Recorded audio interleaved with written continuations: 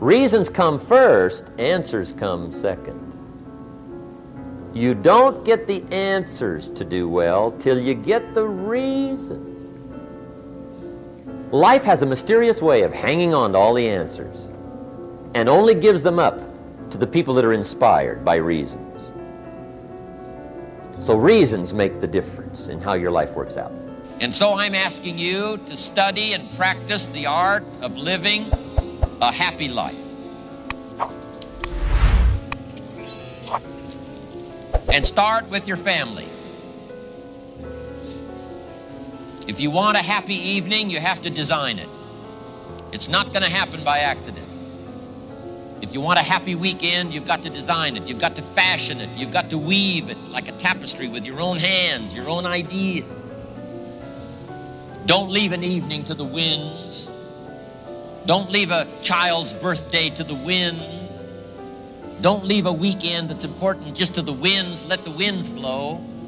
Fashion the day, fashion the weekend, fashion the evening. Engage in this kind of happy living called lifestyle. It's going to take some courage for some of you to settle your differences. It's going to take some courage for some of you to step out and lead the way. It's going to take courage for you to look inside and say, what do I need to correct within myself that'll make me a better person, a better leader, so that I can make my commitment and get the job done. Looking inside is a courageous act. One of the greatest steps towards success is self-confidence. And the greatest builder of self-confidence is self-esteem. Doing the things you know you should do so that at the end of the day you have this great satisfaction.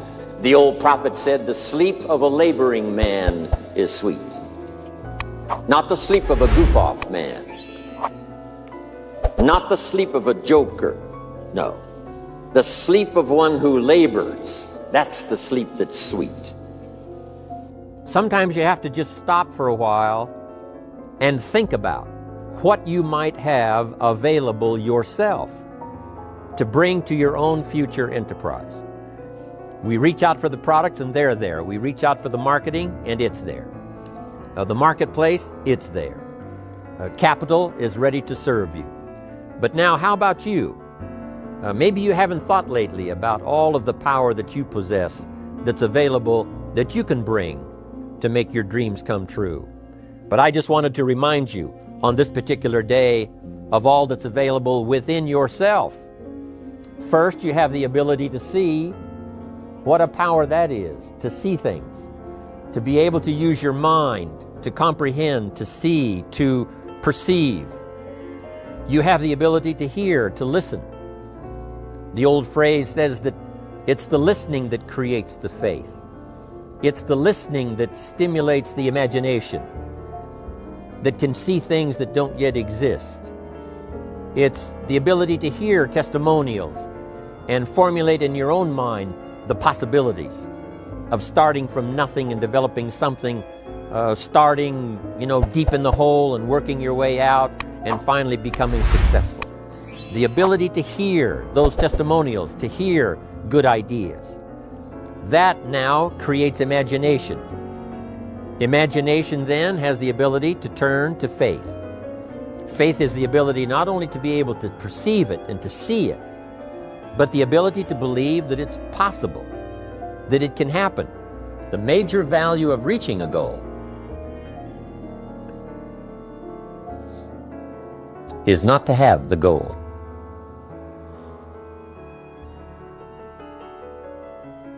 but rather the person you have become to acquire it. The major value of reaching a goal is not to have the goal, but the person you have become to acquire it. Here's what I probably am right on, that you're behind on an accelerated effort toward your full development. I would suggest that. Now, for some of you, I know that's probably really not true. But even as I look at my own life, because, I'm You know, I'm tempted to procrastinate just like everybody else. You know, I should have written 30 books by now. I've only written 4 or 5. You know, I should have done a lot of things, but I haven't. You know, I got distracted, and all of us, you know, have these challenges. But what could I become? What could I become? Now, here's what's exciting about lifestyle. As a subject of one of the major pieces of the life puzzle, all of us can choose, especially in this country, all of us can choose how we wish to live. Guess what you can get from your money? Joy or animosity? However you wish to live. A father takes a $10 bill and wads it up and throws it at his son and says, if you need the darn stuff that bad, take it. We call it money without style. The father's got the money, but he doesn't have the style. He studied economics, but he didn't study happiness. So let me give you the phrase. Happiness is an art, not an accident.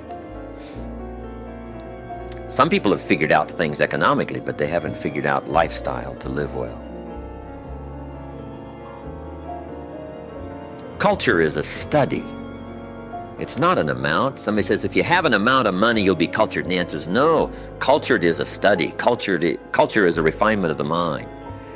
To be cultured, you must study culture and practice culture. Money doesn't solve the culture challenge. Money doesn't solve the happiness challenge. To be happy, you got to study and practice happiness. And even from the simplest of lives. Better to live in a tent on the beach and be in love than to live in a mansion by yourself.